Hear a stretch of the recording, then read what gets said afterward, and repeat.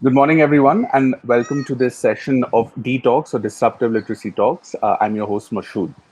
As we continue on this journey to explore different interventions, different solutions through which we can achieve the goals of SDG 4.1 and 4.6 of Universal Foundation Literacy and Numeracy.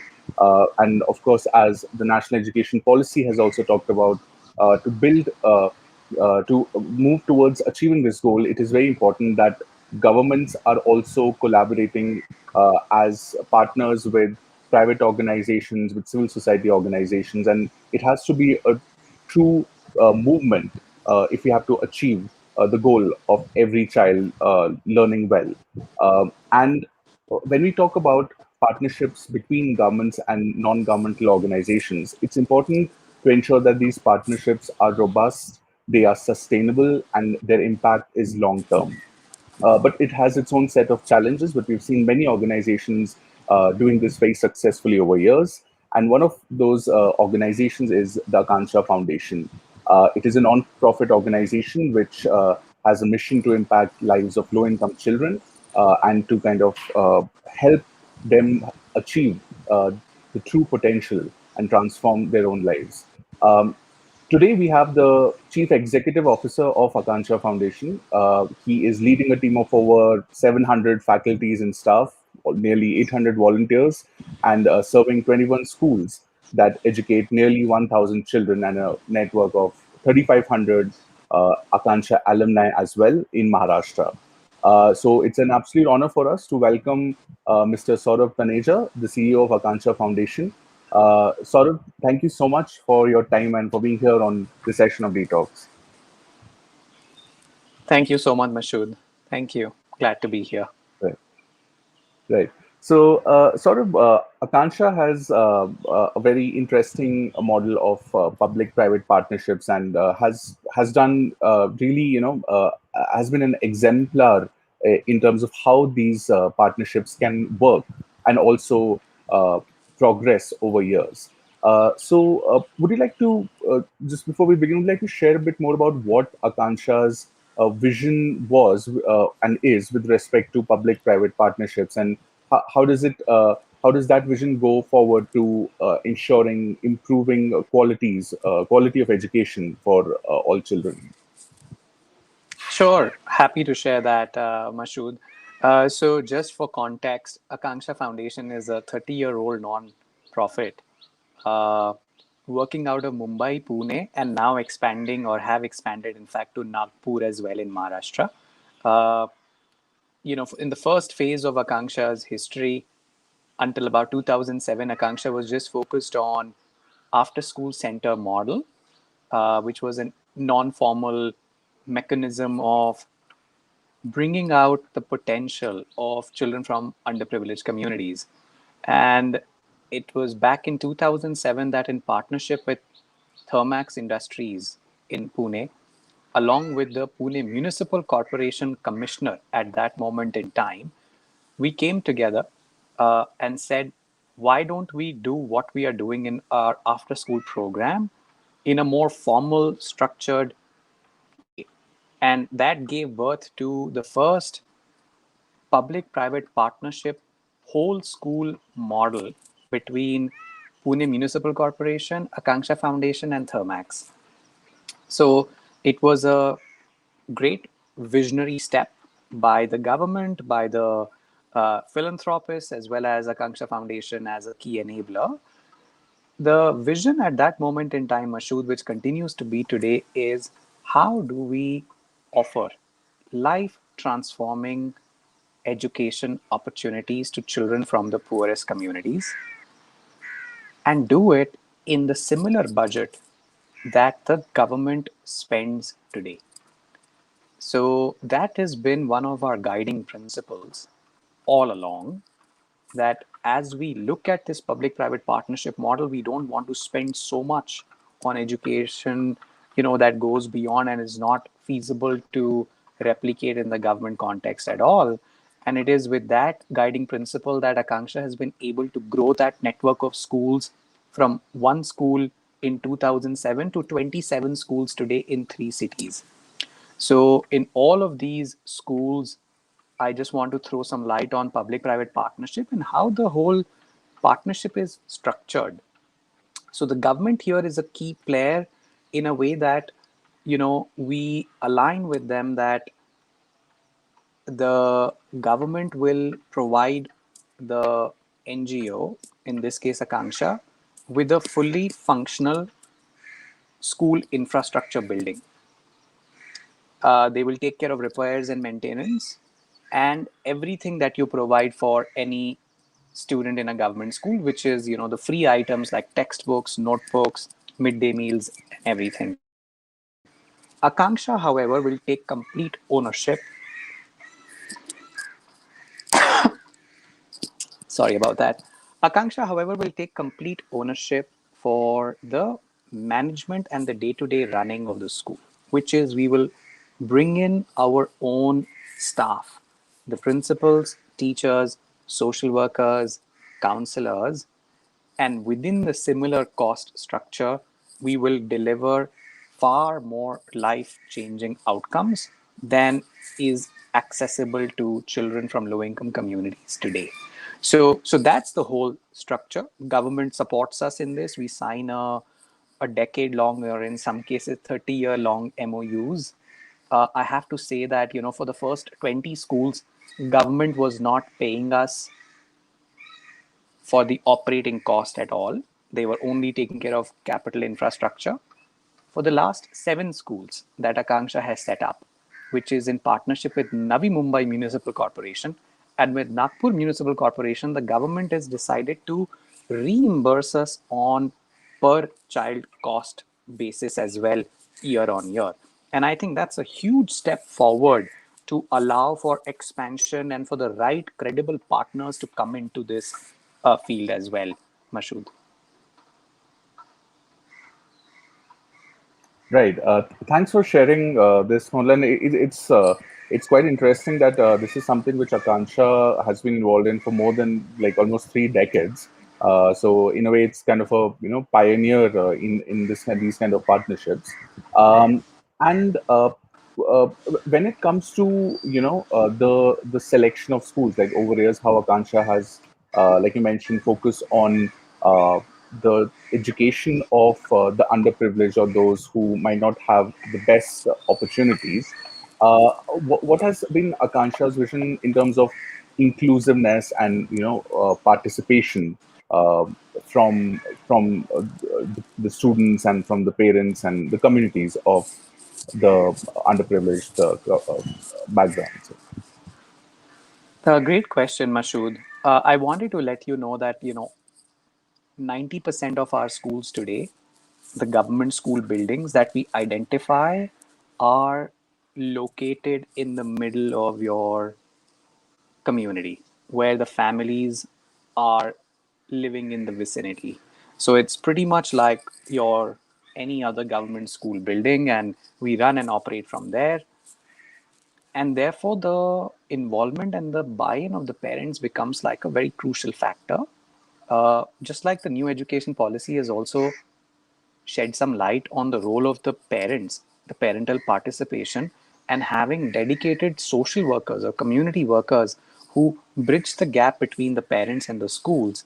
Akanksha has been deploying this model for the last 10 years or so.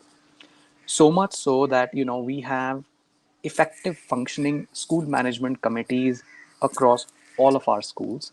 We in fact have a city level school management committee as well that really puts forth the parents' voice in asking the basic rights for their kids.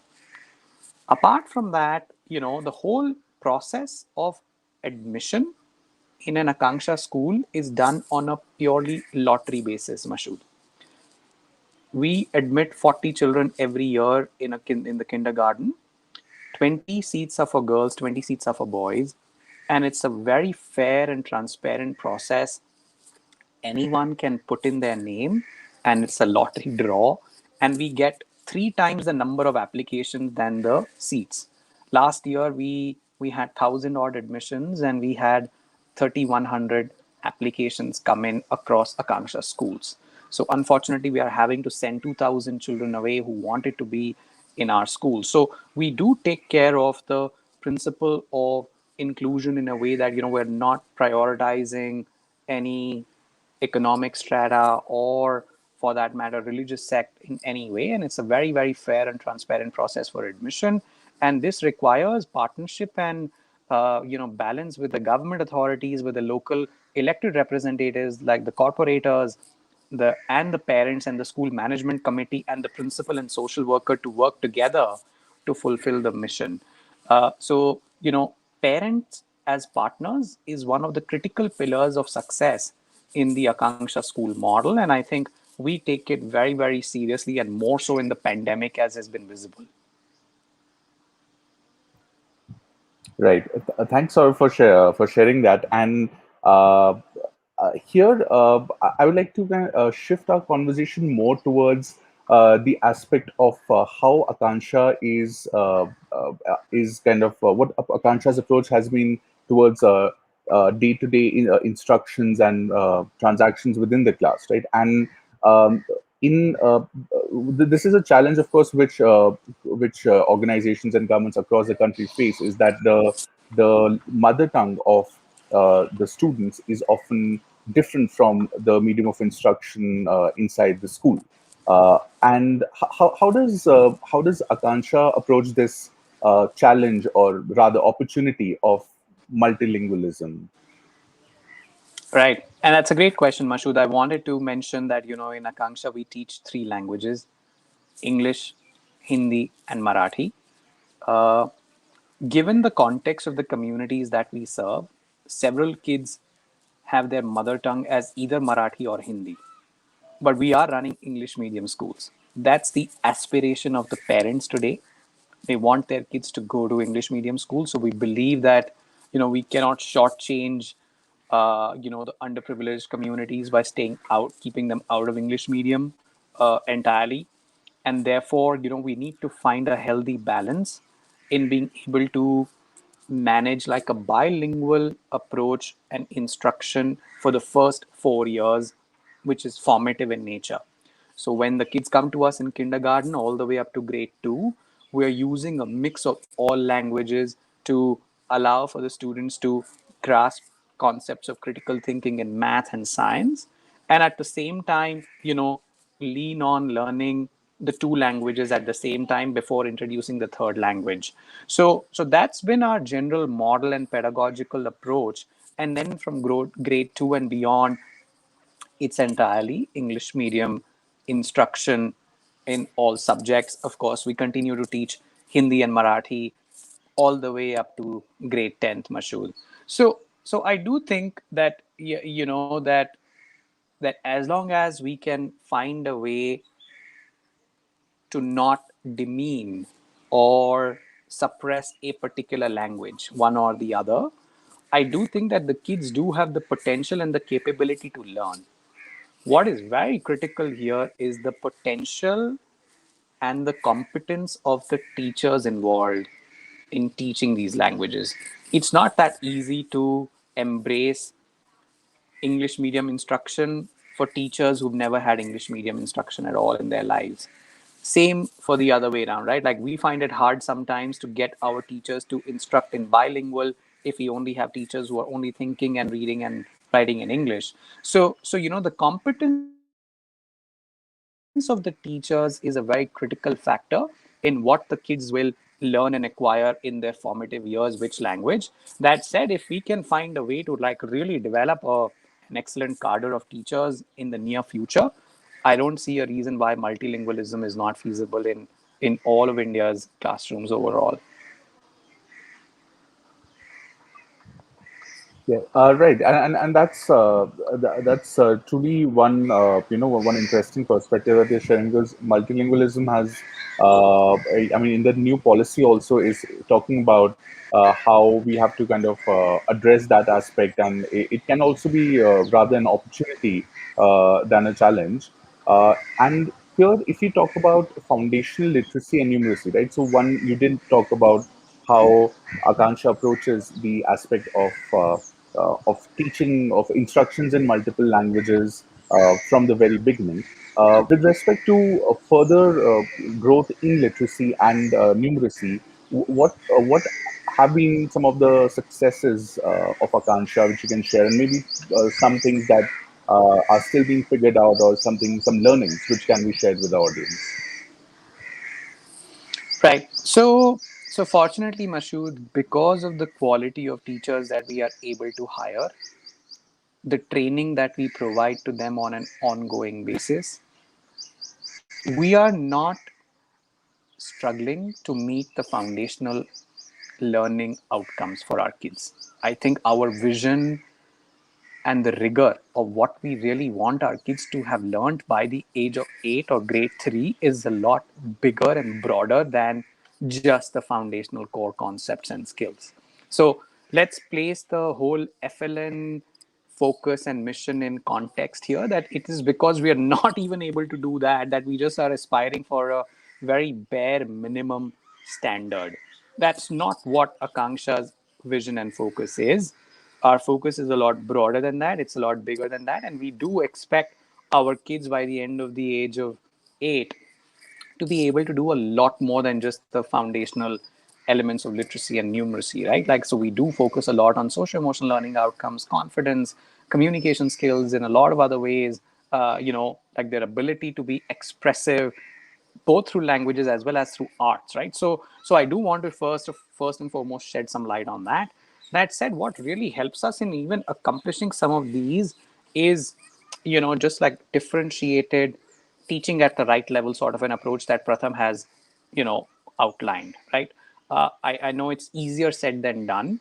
It requires a very nuanced level of skill for the teachers. And that's where our entire focus is, which is a lot of teacher professional development to really create those learning experiences for the kids instead of the sage on the stage kind of a model all the way from kindergarten, where you're just like, uh, throwing things at the kids and knowledge indicators, but like really building skills at a differentiated level, leveraging parental support on an ongoing basis so that the children are engaged in learning from home.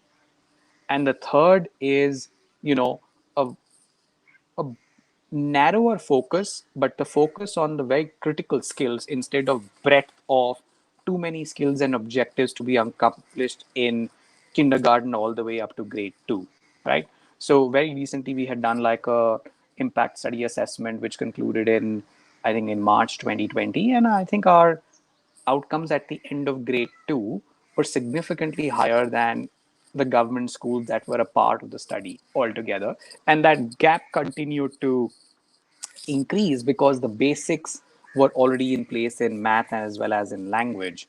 So those are like very critical factors for us to consider as we look at accomplishment of foundation literacy and numeracy. I think just having the right teachers who know what are the critical practices of teaching at the right level, differentiation, focus just on very like laser like focus on the right skills and not like a broad set of skills, and a very mission minded alignment on that, as well as parental support. I know the parental engagement is only picked up now, especially during the pandemic because the kids are at home. I think in Akanksha we've been focusing on that for a really long time, that what will it take for us to leverage parental support in giving them activities, engaging the parents in reinforcing concepts at home, and how do you really do that in a fun and engaging manner for the kids to, not even realize that they are learning. And I think those are the four factors that have contributed to, achieving some of these goals in the past.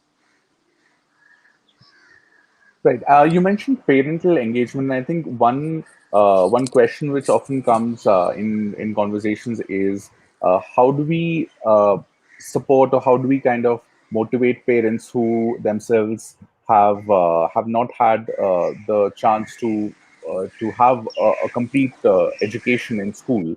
How now their children are in schools. How can they support children, especially at the foundation level? So, would you like to share some examples or some successes in that aspect where such parents have successfully kind of help the child, and support their education? Sure, Mashood. So I think there are one is just like a change of mindset. Um, I have been a principal myself, teaching kids who were first generation schoolgoers in my own school. I hardly came across parents who did not have great aspirations for their kids. So while they may not have the content knowledge of math and science, to be able to provide to their kids, they do have the ambition and the aspiration for their kids to do better than they did in their lives. So I think we just need to start believing that parents have a lot to contribute to in the first place, right? And not start from identifying their parents' limitations in and of itself, right? It's very easy to dismiss them on what they want, why they want it, what are their aspirations. And I think in Akanksha, that's one thing, right? Like we really meet the parents at the level that they are at and really respect their views and opinions about the children, the school, the learning experiences that they are having, right? So that's the first and foremost in any form of partnership, right? You need to start believing and respecting and trusting the parents and like meeting them where they are. And on second, in the more tangible practices or what works in engaging with the parents is I can give you three things in which it works in Akanksha, right? So in the early grades, in K to 2, in kindergarten all the way up to grade 2, you don't really want the parents to be as hands-on involved in content, right? So what we tend to do is we identify these really small reinforcement habits that parents can develop at home, right? Like is the child engaging in sight words identification for 20 minutes every single day?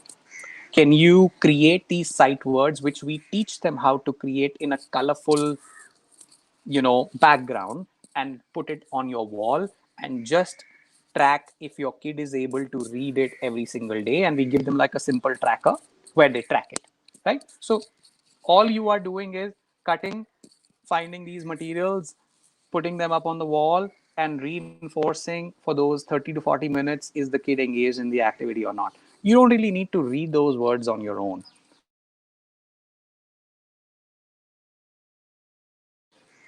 That said, teach them the basics as well, right? We do want the parents to feel empowered in their own knowledge as well. So our social workers and our teachers run once a week parent class where we teach them some of these basic concepts, right? Which are not very hard to teach. And if you have the desire to learn, not all parents come, and we are fine with that. But we do want them to have the opportunity to feel empowered and knowledgeable because that gives them the confidence to support their kids at home and not just sit on the outside from the fence, right? So that's the second, right? And I think in like some of the things that I've started seeing that a lot of the other organizations have also picked up is that you send them like a list of these worksheets that the kids need to do. You need to just sign on those worksheets.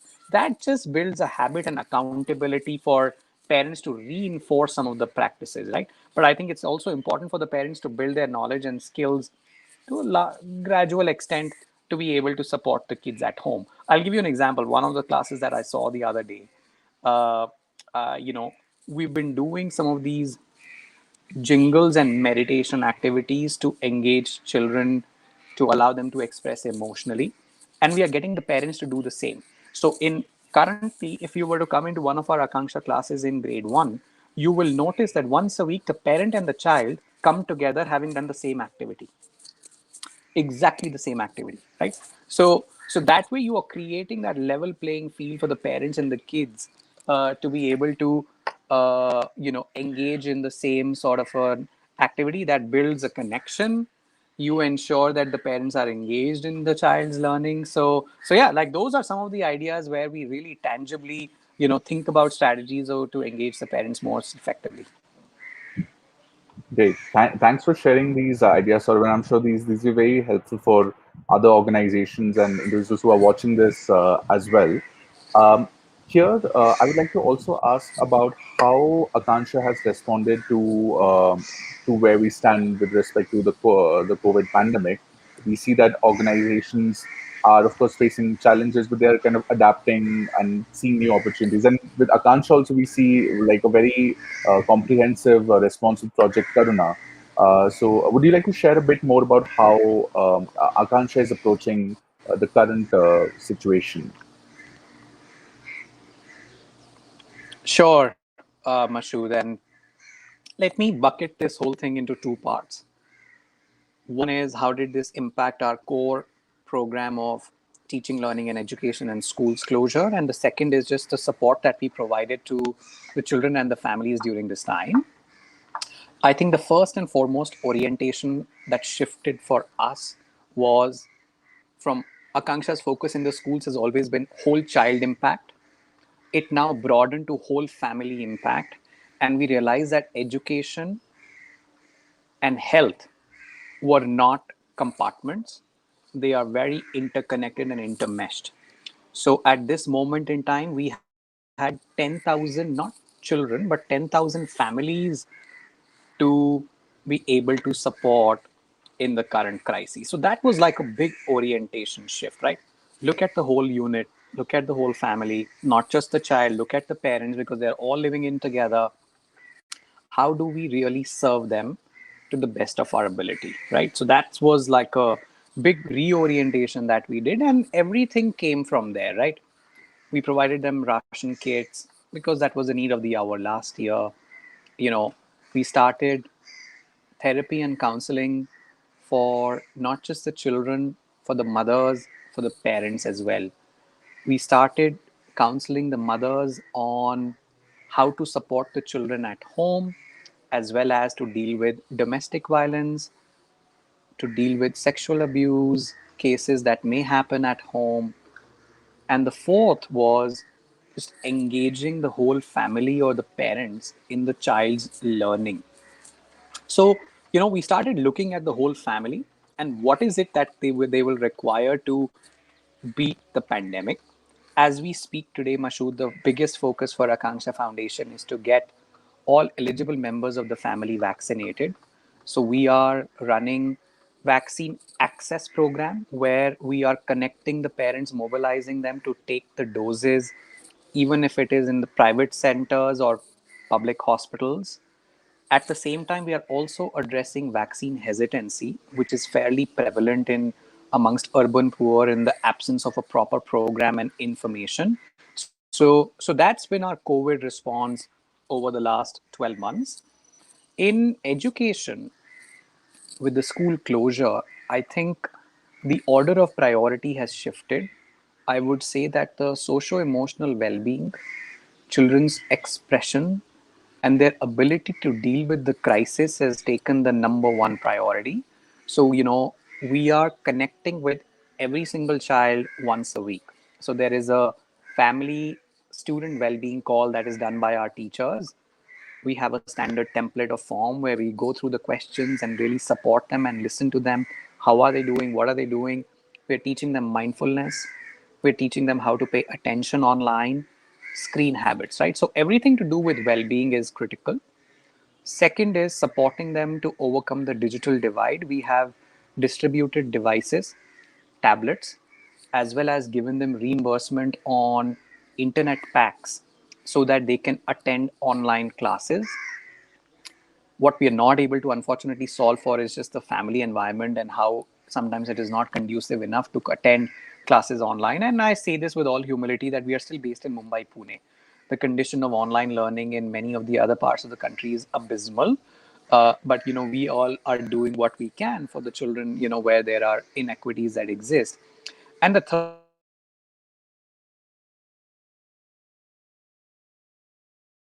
thing that we are doing is ensuring that the breadth of the content and really stay focused on core concepts that children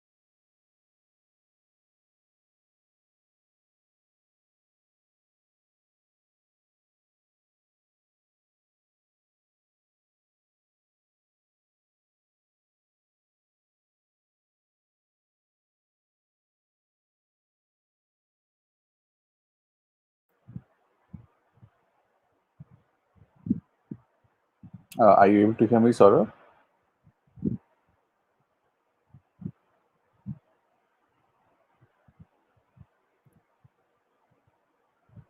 Right. So we just try to have Saurabh join us back.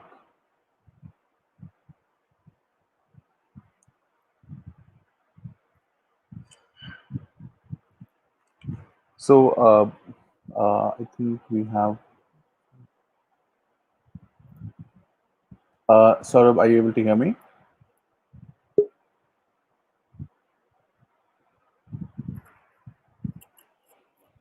Yes. Hi, Saurabh. Nice to have you back. I think your voice is not audible.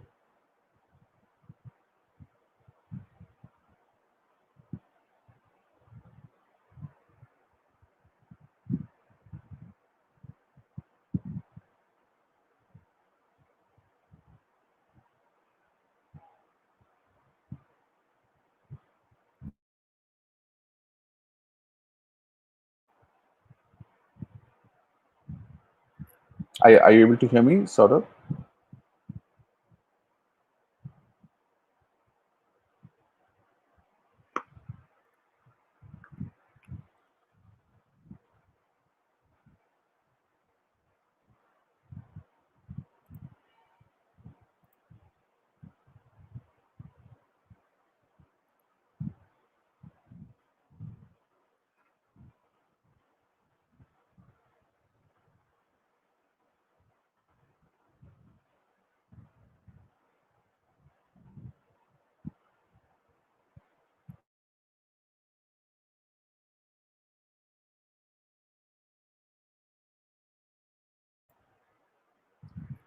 Right. So by the time Saurabh joins back, he shared some very inspiring and very interesting perspectives on how Akansha is looking at dealing with the current pandemic. And one thing which clearly has emerged is that health, socio-emotional well-being, and conceptual knowledge of children. These can't be three compartmentalized areas of work, and this is something which Saurabh and team are trying to approach at this point by having a comprehensive approach for all these three areas.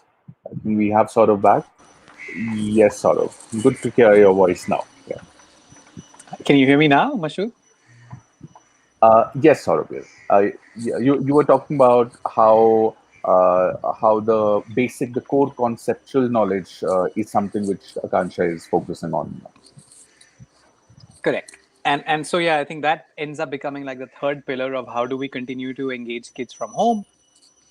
And I've already mentioned about a huge emphasis on working in partnership with parents, especially from kindergarten all the way up to grade 4. And we are learning that during that time we find 73% of the children's parents are engaged on a regular basis. And that, if you imagine, like that's 3 out of 4 parents who are actively involved. And it was surprising for us as well. When we started with this, we thought that no more than 30-35% of them will be engaged, given all the challenges that everyone's going through. So yeah, that's been our COVID response overall, Mashood. Right, Saurabh. Thank you for sharing this, and it's truly wonderful to learn about how like this comprehensive approach is being taken by your team to address the challenges. Because, like you did mention, that social emotional well-being of children cannot be divorced or compartmentalized separately from and the realities are that that is something which is a very important focus right now. So thanks for sharing as to how Akansha is doing that. Here, I would like to also share in terms of share my question in terms of how can this public-private partnership, right? So zooming out back to how these partnerships have been developed between Akansha and the government. Um, if you have to talk about replicating these kind of models in different parts of the country, uh, with of course different contexts and they have their own sets of challenges and opportunities. What are some factors that are critical to consider before such a partnership model is explored, and what determine its success in the initial phase? Um, I would say there are three factors that can determine the long term success of such partnerships. And now, I mean, Akanksha has been doing this for the last 14, 15 years. Mashood, we've not had to pull out of a single school up until now at all, thankfully. Touch wood. I think one is just alignment of stakeholders right from day one as to the reason and purpose of this partnership, which is the senior most government authority, even the political appointee. Like in Nagpur's case, we have the commissioner and the mayor backing Akanksha Foundation, and the corporate partner who would support to a certain extent the funding partnership of it, right? So the alignment of three stakeholders on this entire role and responsibilities in each component is critical. Second, for any public private partnership, I believe we do need to have a stringent selection metric that the government should apply in shortlisting or recruiting the NGO partner. They must have a credible track record, financial transparency, outcomes. See, it's very, like India is full of a million organizations and NGOs today, and the sector is replete with some really poor practices on governance as well. And so we don't want to open up a Pandora's box. Therefore, I think it's very important for the government to, shortlist the partners through a very stringent, transparent criteria, putting in the right metrics. And we have supported both Navi Mumbai and Nagpur in putting up like tender processes that really allow you to scout for that. And the third is a mutual trust and respect on an ongoing basis to keep each other accountable. Now, like you do require ongoing monitoring of progress every 12 months or 36 months on the outcomes, and the responsibility is whether we are fulfilling those or not. And if either of those things don't happen, then the partners need to walk away from the partnership. And we need to have that kind of transparency, just pretty much like what you would do in any other private company to company partnership or negotiations, right? Like if one of the partners is unable to sort of keep their side of the bargain, you walk out. And being able to hold each other accountable to that is very, very critical as well, from what we have learned. So I would say that, the emphasis on a shared vision of what we really want to see happening with the kids. Second, very stringent, uh, transparent metrics for selection of the private partner. And the third is just accountability of all the stakeholders involved in the partnership is going to determine the long-term success. So in my view, this is like a good partnership framework that can be replicated. I also think that, one of the reasons why organizations such as Akanksha is not the only one. There are multiple other organizations that have done such school models. We are not able to scale as rapidly, is because of lack of financial support from the government, right? So now we are seeing the city governments being interested because of Akanksha's track record, and they're willing to give us the money, and therefore it makes it easy for the corporates to come in. So therefore, if a financial arrangement could be organized, and therefore the selection of the right NGO becomes more critical, I believe that's what will allow for more such exemplar models to be built. I'm not saying that we want to privatize all schools, not at all. That's not what we believe in. We believe that you do require exemplar models for a government school system to aspire towards that. And I think we have seen the intangible impact of that happening in Mumbai and Pune as well. Right, and this is something which is also very interesting, which is that creating that evidence of an exemplar model, and then sharing that and helping government schools, etc., to learn from the successes and replicate them. So, in this area, with respect to government, large scale government adoption of exemplar models, what has been the experience there? In what ways has Akansha, has Akansha kind of helped uh, replicate these learnings even in the schools that you might not be directly working with, or if this hasn't been done, are there any plans to do such a thing?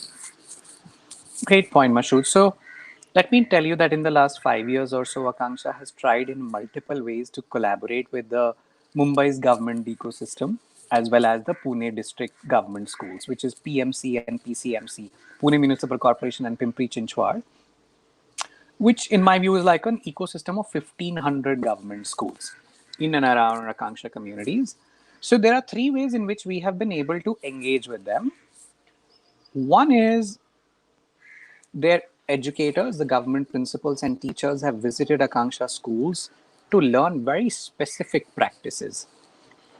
For example, Akanksha child protection, child safety approach in our schools have been shared with almost 500 schools, right? So that's been the sort of emphasis, but it's a very module specific, uh, you know, level of collaboration that we have seen. Uh, the second big thing has just been capacity building of principals. We believe that principals are very critical stakeholders in running and managing of a school, and we do believe that that they need to be able to be trained, and therefore that's one way that we have engaged with the government school ecosystem.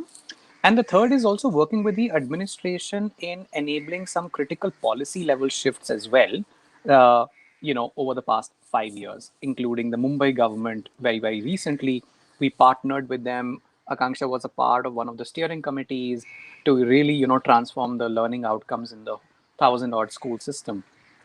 Going forward, Mashood, what we intend to do is we will partner with the Pimpri Chinchwad and as well as the Nagpur Municipal Corporation to work with the whole city's government school ecosystem to improve foundational literacy and numeracy outcomes by, you know, sharing and collaborating on knowledge, capacity building, and community engagement. And we believe, that's a more long-term and sustainable partnership plan where based on our experiences, how do we really elevate the quality of rest of the government schools is crucial. And can you do it for the whole city's government school system, to really show that it's possible to do it at scale. So those are some of our plans going ahead, Mashood, in partnership with the government to take some of our learnings and practices to these government schools. Right. Thank you for sharing that, and it's very exciting to know that the idea is to kind of work in foundational literacy and numeracy on a much larger scale. And but here was one also question, like you mentioned that it is also you would like to show that this can be if Akansha has done it in its schools, and the foundational learning has been. Akansha has in fact gone much beyond the foundational learning aspects and skills in the foundational years, and this can be done on a larger scale. What do you feel would be some gaps in foundational literacy and numeracy that the ecosystem where you are planning to kind of move towards? What gaps do exist, and how does Akansha aim to fill those gaps in the Maushi, larger Maushi, system of government? बाद में. Mashood, just 1 second. Sure. Sorry. So the gaps that we are observing, Mashood, and again, I will speak from the urban city school system perspective, and I understand that it's a limited perspective. It's not where it's not connected to the whole rural ecosystem at all. Uh, so in foundational literacy and numeracy, look, it's not any different from the challenges that the new education policy has laid out. There is no intervention prior to grade one. There's no proper pre-K development before the kids come to school. So there's no school readiness plan in place for the kids at all. They're already coming in with gaps. Second, the focus for the teachers as well as the school staff members is a lot on administrative effort. I know new education policy talks about moving away from it. To accomplish just that on the ground level is a Herculean task. And until that will get done, we just don't know how will the schools uh, focus, the teachers and the principals focus is going to be on teaching learning outcomes at all. And the third is proper training. How do you really teach the kids to read? How do you really teach them the core concepts? Those specific skill building practices on an ongoing basis is missing from the government school ecosystem. You just don't really get feedback if you've been a teacher in a government school ecosystem, right? Who comes and helps you to build your pedagogical, technical skills on an ongoing basis? I just went through this pre service program. My principal is almost always occupied in administrative effort. Nobody really comes into my classroom for observation. It's all about inspection.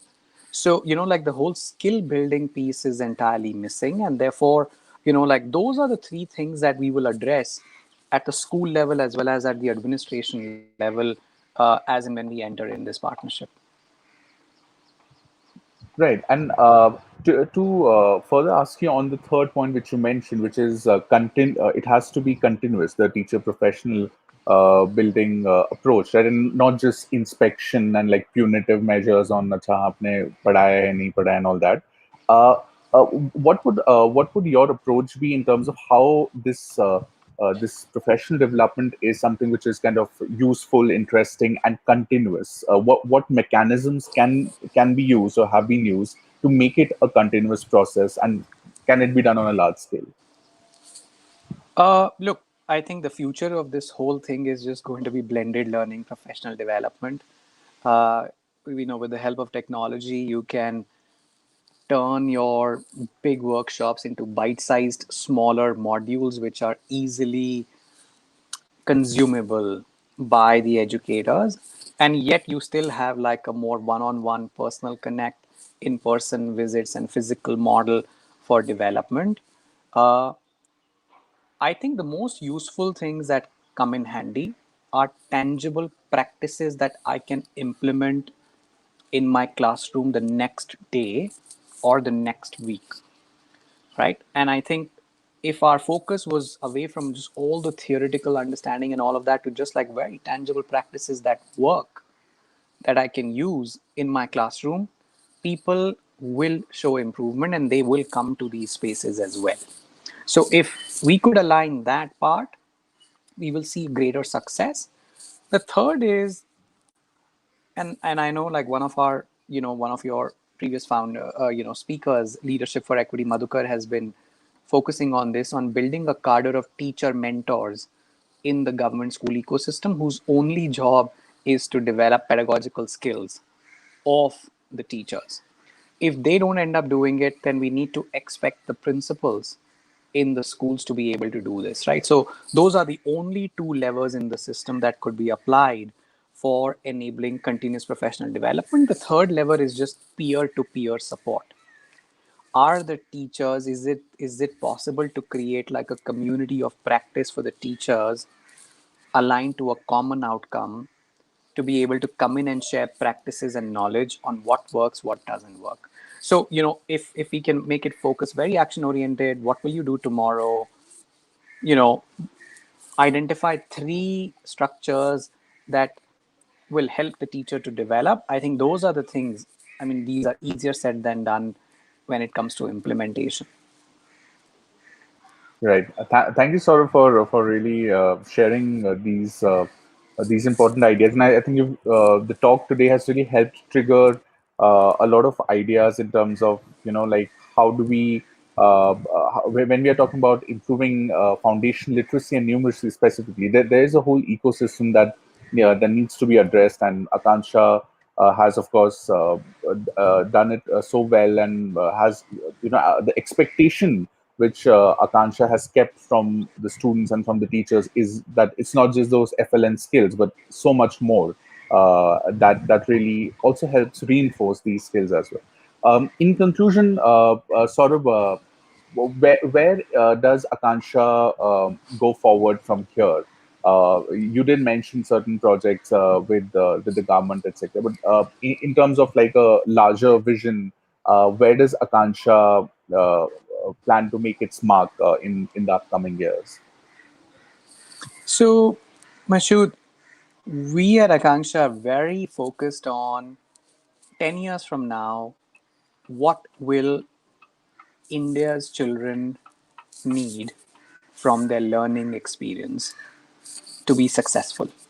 And I think COVID has taught us that there are so many skills that you require which are not being taught in schools today. So we are very focused on our student vision that we created a couple of years back in partnership with industry experts, colleges, our staff members, which is based on three critical tenets: on core values, on critical 21st century skills, and knowledge areas that are required for students to accomplish. And we believe that all of them lead to three important tenets in anyone's life: a sense of mastery, that you can pursue something with grit and excellence; a sense of purpose, to give back to the society; and a sense of autonomy, where you can self direct your life. These are picked up from Dan Pink's book called Drive: What Drives an Individual. And we have this as a guiding framework, and all our programs in the schools, outside of schools, need to be aligned with these aspects. What will our children need by 2030 to be successful, and how do we begin to build that today? And we believe that it is absolutely the right time for us to reimagine learning entirely. We always have thought about teachers as the critical stakeholders. Now we also have another key variable come into the picture, which is the technology, the devices, the infrastructure. So, can we blend the teachers and technology together to create a powerful, personalized learning experience for all children in partnership with the parents to fulfill our student vision? And that's our vision, right? Like, how do you really reimagine the student learning experience, make it more personalized, use it blended learning, bring in the parents as partners, look after social emotional development so that the kids are going to be future ready, and to do it while you are still scaling up, and do it not just in Akanksha schools, but do it in government schools as well. So I think that's the direction that we intend to take more tangibly. We do want to set up 35 schools. Today we are at 27 schools in the near term, in the next 3 years or so. And we want to be able to work on FLN outcomes for two cities, which is Nagpur as well as Pimpri Chinchwad Municipal Corporation, which is about 250 government schools simultaneously, right? So all of these things will need to come together in the next 3 years in these regions. On that very visionary note, Saurabh, we would like to really wish you and your team the very best, and we would like to really thank you for coming to this session on Detox and sharing your ideas on how, in a true essence, public-private partnerships can really happen and work, and for so many years sustain and continue to grow with the example which you have shared from Akansha Foundation. And it's truly wonderful to know how your team is working so hard during the pandemic, also reaching out to every last child, to the families, supporting their well-being and education. So it's truly inspiring, and we hope that all those who are watching live and who will be watching this video in the coming time also are inspired and learn from Akansha's vision and ideas and interventions. So, on that note, Saurabh, thank you once again for joining us today. Thank you so much, Mashood. Thank you for having me here. Thank you.